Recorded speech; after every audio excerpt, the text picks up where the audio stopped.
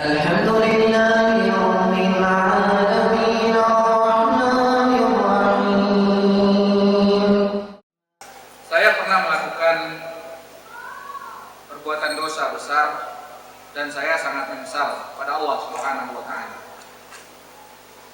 Apakah dosa ini dapat diampuni? Tadi sudah kita sebutkan bahwa segala macam bentuk dosa selain daripada dosa kesyirikan itu diampuni oleh Allah SWT. Diampuni dalam artian bagaimana? Kalau dia bertaubat, maka seluruh dosa sampai dosa kesyirikan, orang-orang yang melakukan kesyirikan, kalau dia bertaubat, taubatnya diterima oleh Allah SWT. Bukankah di antara para sahabat dahulu ada yang melakukan kesyirikan?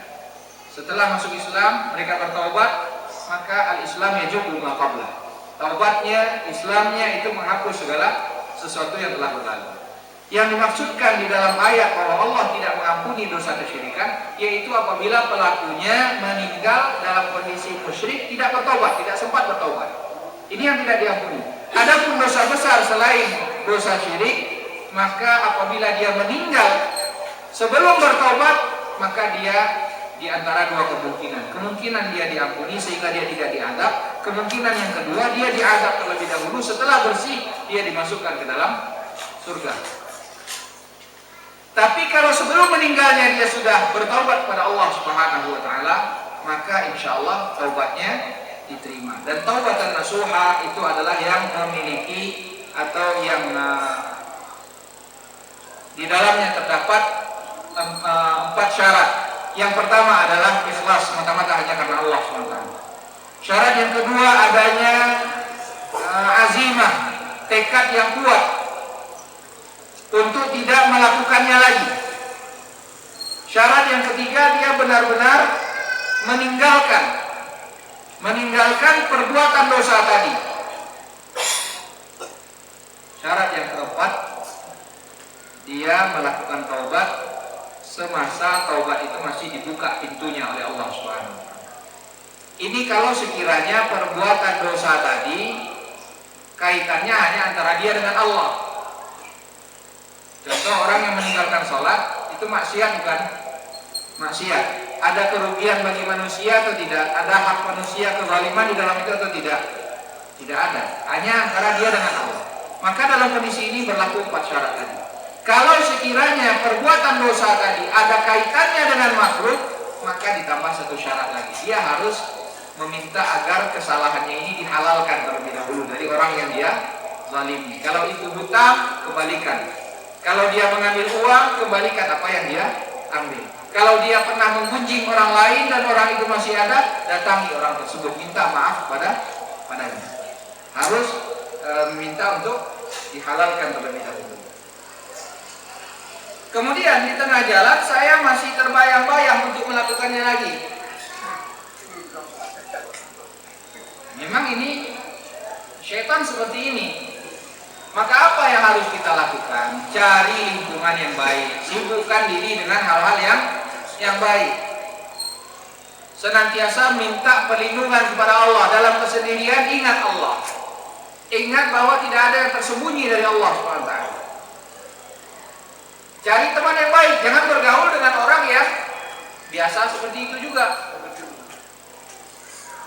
Pasti akan terjerumus lagi. Nabi SAW pernah menceritakan tentang seseorang yang pernah melakukan pembunuhan. 99 orang yang sudah dibunuh. Bukan 1 orang. Membunuh 1 jiwa saja itu 1 dosa yang sangat besar. Wa man yaqtul mu'minan muta'ammidan fajazaohu jahannam khalidan fiha.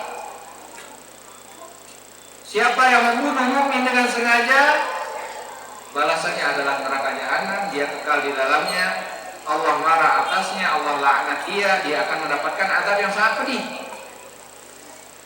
Tumpukan azab yang sangat berlipat ganda. Ini 1 orang, bagaimana dengan 99? Kemudian orang ini dia ingin bertaubat. Dia cari orang yang paling berilmu. Namun dia ditunjukkan bukan kepada orang yang berilmu, tapi orang ahli ibadah. Dia bertanya, masih bisakah dia bertaubat kepada Allah? Karena ahli ibadah ini, dia tidak memiliki ilmu, sehingga dia hanya mengkiaskan dengan kondisinya saja. orang ini sudah melakukan dosa yang sangat besar sekali, maka dia rasa ini tidak mungkin diampuni oleh Allah, sehingga dia mengatakan engkau tidak akan diampuni oleh Allah SWT. Maka orang ini pun apa yang dia lakukan? Kalau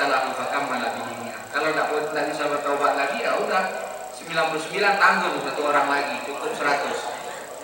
Maka dibunuh ini jadi 100 orang.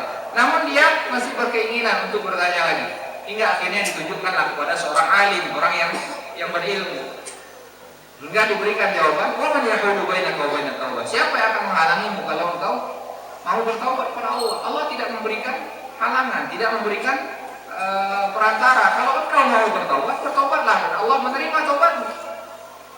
Hingga akhirnya dikatakan bahwa yang membuat dia sulit untuk bertaubat apa? Walakinna arbaka arbasu. Lingkungan di tempat engkau tinggal itu lingkungan yang buruk. Setiap kali engkau bertaubat ada lagi yang mengiming-imingi, mengajak lagi kepada keburukan tadi, sehingga engkau tak bisa bertaubat. Maka tinggalkan. Kalau kita ingin benar-benar bertaubat dari maksiat apapun yang kita lakukan, cari teman yang baik, cari lingkungan yang baik, meminta dengan sungguh-sungguh kepada Allah SWT agar Allah memberikan taufik bagi kita dalam bertaubat kepadanya. Wallahu ta'ala a'lam. Mohon maaf pertanyaan di luar materi. Apakah dosa seorang yang melakukan homoseksual bisa diampuni? Kalau dia benar-benar bertaubat kepada Allah, Allah akan mengampuninya. Nabi Lut mendakwahi kaumnya atau tidak? Mengajak mereka meninggalkan perbuatan homoseks atau tidak? Iya. Artinya kalau kaumnya bertaubat, taubatnya diterima atau tidak? Diterima. Kalau tidak diterima, perbuatan mereka itu tidak dapat diampuni lagi, maka tidak ada gunanya dakwahnya. Dan Allah juga menyebutkan apa? Innallaha la yaghfiru an yushraka bihi wa yaghfiru ma duna dzalika liman yasha. Allah tidak mengampuni dosa orang yang melakukan kesyirikan, dan Allah mengampuni segala dosa selain daripada kesyirikan. Dan bertaubatlah sebenar-benarnya kepada Allah Subhanahu